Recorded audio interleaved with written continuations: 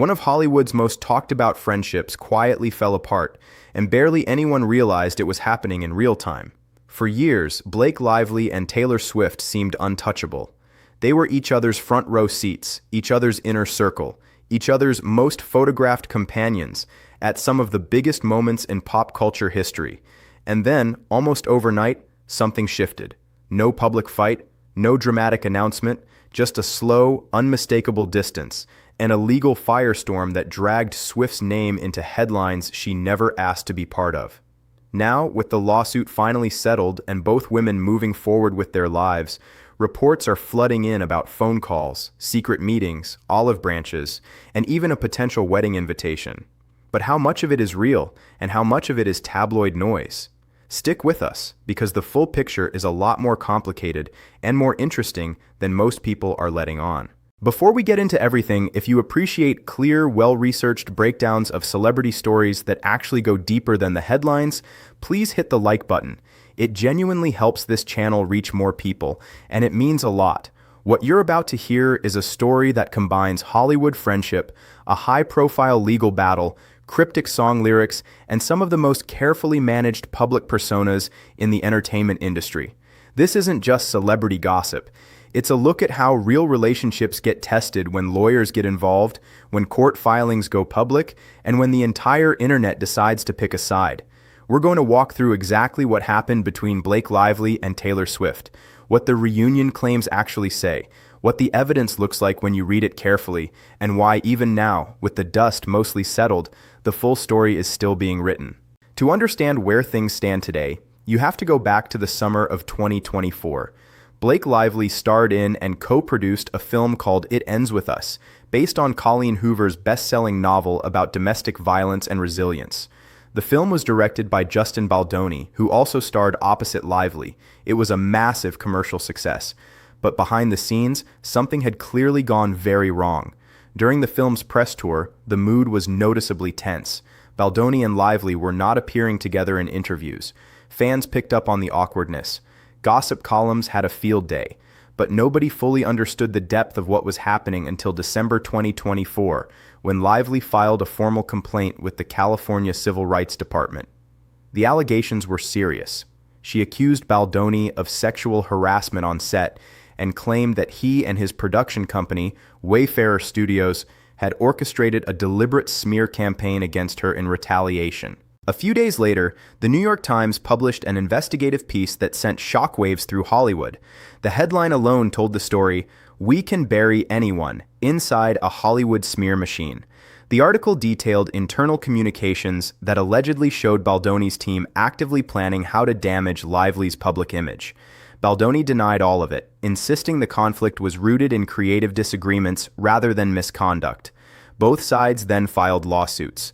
Lively formalized her complaint into a federal lawsuit in the Southern District of New York. Baldoni responded with a $400 million countersuit against Lively, her husband Ryan Reynolds, and her publicist Leslie Sloan, accusing them of extortion, defamation, and taking control of the film against his wishes.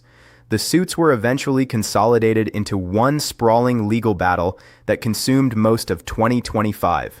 Now here is where Taylor Swift comes into all of this, and this is the part that changed everything about their friendship. In the court filings, text messages emerged in which Lively referred to Swift as one of her dragons, comparing herself to the character Daenerys from Game of Thrones, and framing her famous friends as powerful allies in her corner. Another bombshell claim in the filings alleged that Swift had attended a script meeting at Lively's New York penthouse. Swift's representatives immediately denied this, stating clearly that she had no knowledge of any such gathering and had never been present. Swift had not asked to be part of this story.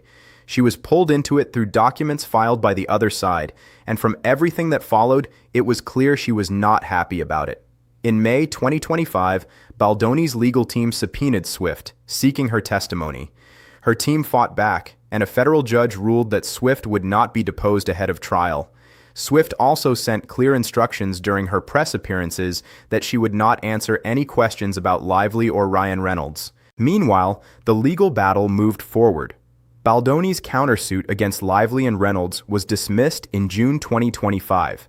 Then, in April 2026, a federal judge dismissed most of Lively's claims as well, including her sexual harassment allegations against Baldoni directly. It was a significant development that did not go unnoticed. The case had been narrowed considerably on both sides.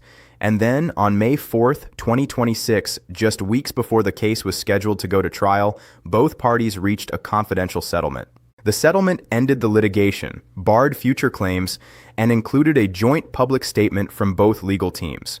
The judge later ruled that Baldoni and Wayfarer Studios must pay Lively's attorney's fees under California law, though he denied her request for punitive damages. Baldoni's attorney stated that the fees applied only to a single claim in a case that had lasted a matter of months. Lively's team described the ruling as validation, and with that, the formal legal chapter closed. So what happened between Lively and Swift during all of this? According to multiple sources who spoke to outlets including the Daily Mail and various entertainment insiders, the friendship did not fully collapse, but it came close. Reports described Swift as deeply frustrated about having her name dragged into a lawsuit she had nothing to do with. Sources said she was very deliberate about staying out of the public drama and about protecting her own name. But here's where the story gets more layered. Swift released her 12th studio album, The Life of a Showgirl, in October 2025. Fans immediately began analyzing every lyric for hidden meaning, as they always do. One track in particular, titled Cancelled, caught enormous attention. The lyrics included lines about liking friends who had been publicly canceled, standing by people cloaked in scandal, and choosing her relationships based on personal experience rather than public opinion. Swift addressed the song directly in an Amazon Music introduction, saying that having lived through her own experiences with mass public judgment and scandal, she moves through the world differently.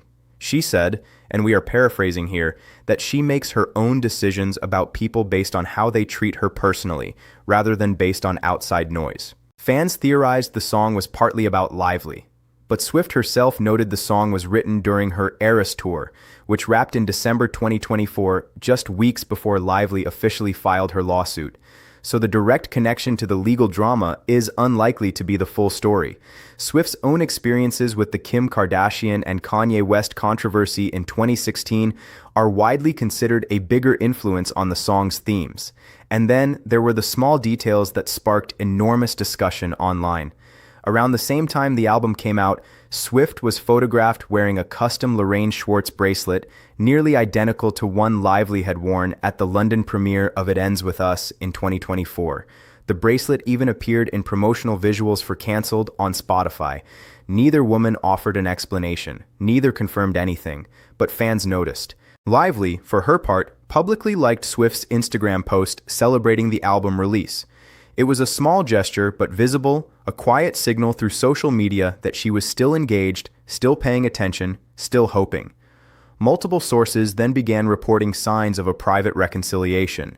One insider told the Daily Mail that Swift and Lively had spoken on the phone, and that Swift had been more open to connecting as the lawsuit moved toward resolution. Another source said that some form of apology had been made for dragging Swift into the legal proceedings. However, the same source was careful to clarify that this reconnection was not an endorsement of Lively's case, and that Swift was not taking any public position on the lawsuit. A third insider described the situation as two people who were on better terms, but still working to rebuild genuine trust. The phrasing used was that being on the same page was still a long way off, but that Swift was listening more and was open to conversation on her own terms. Then, just this week, new reports emerged suggesting the friendship may have moved even further toward reconciliation. Multiple sources told the Daily Mail that Swift had extended an invitation to Lively for her upcoming wedding to Kansas City Chiefs player Travis Kelce, whom she announced her engagement to in August 2025. One insider said that everyone around Taylor is aware that Blake could attend, and that her absence would not be because she is unwelcome. A source close to Lively reportedly said the actress genuinely believes there is still a path forward and has even chosen a dress for the event. Now, before we read too much into all of this, it is important to step back and apply some perspective. None of these reports have been confirmed by either Swift or Lively directly. Both women are extraordinarily controlled with their public communication. Everything we are working with here comes from anonymous insiders speaking to entertainment outlets, and that type of sourcing, while often directionally accurate, should always be treated as incomplete information rather than confirmed fact. Neither Swift's team nor Lively's team has issued any official statement about the current state of their friendship. What we do know for certain is this: the legal battle between Lively and Baldoni has concluded through a settlement. The formal proceedings are over. Swift was never deposed and was ruled by a judge to not be required to testify. Both Lively and Swift have been seen separately in New York during the same time period without any public interaction. And Lively publicly engaged with Swift's album release in a positive way, while Swift made clear through her song and her interview comments that she sees friendship as something personal and private, separate from public perception. There is also another layer here that is easy to overlook. Swift's circle of friends has shifted in multiple directions during this period. Reports have surfaced that her relationship with Miles Teller and his wife, Keely Sperry Teller, also became strained, and that the Tellers were not included in her wedding guest list. The suggestion in some reports is that Lively's legal team's reference to Swift as a dragon caused friction not just between Swift and Lively, but rippled outward into other friendships connected to Swift's world. Celebrity friendships operate differently than the ones most people navigate in everyday life. When two private individuals have a falling out, the repair process is quiet and personal. When two globally recognized public figures have a falling out, especially one that ends up in federal court filings, the path back to trust has to account for public perception, legal exposure, team advice, and the constant pressure of scrutiny from millions of people watching every move. That is what makes this situation genuinely fascinating beyond the tabloid surface. Lively and Swift reportedly became close more than a decade ago, when both were at different stages of navigating massive fame. Swift is godmother to Lively and Reynolds' 3 daughters. That kind of bond does not simply disappear over a lawsuit, but it also does not simply return to what it was without real work, real conversation, and real time. What seems clear from the available reporting is that Swift is approaching any potential reconciliation carefully and on her own terms. She is not rushing to publicly endorse Lively or to be seen as taking sides in a legal matter that has concluded. And she is not closing the door either. The reported phone calls, the song, the bracelet, the wedding conversation, whether you read these as deliberate signals or just ordinary life overlapping, suggest that the relationship has not reached a permanent ending. Whether it fully recovers and what it ultimately looks like if it does remains to be seen. Here is what we know for certain as of right now. Blake Lively and Justin Baldoni reached a settlement in May 2026 after more than a year of high-profile litigation that included dueling lawsuits, dismissed claims, and a federal judge ordering Baldoni to pay Lively's legal fees. Taylor Swift was pulled into the case through court filings and a subpoena that was ultimately blocked by a judge.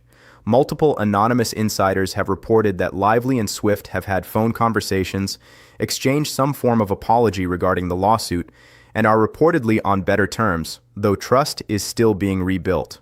Reports suggest Swift may have invited Lively to her upcoming wedding, though neither party has confirmed anything publicly. And Swift's album, The Life of a Showgirl, contains a track called Cancelled, that many fans interpret as a commentary on loyalty during public controversy, though its exact inspiration has not been confirmed by Swift herself. What this story really tells us is that even the most carefully cultivated friendships in Hollywood are not immune to the pressures of legal battles, public scrutiny, and the complicated business of protecting your own name while staying loyal to someone you care about. The full picture here is still developing, and until either Swift or Lively speaks publicly, most of what we know comes from sources who are themselves working with limited information.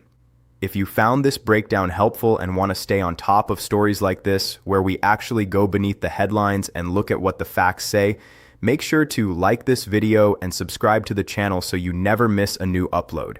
Turn on notifications so you're the first to know when we post, and drop a comment below. We would love to hear what you think about all of this. Do you think the friendship fully recovers? Is the wedding invite real? Let us know your take.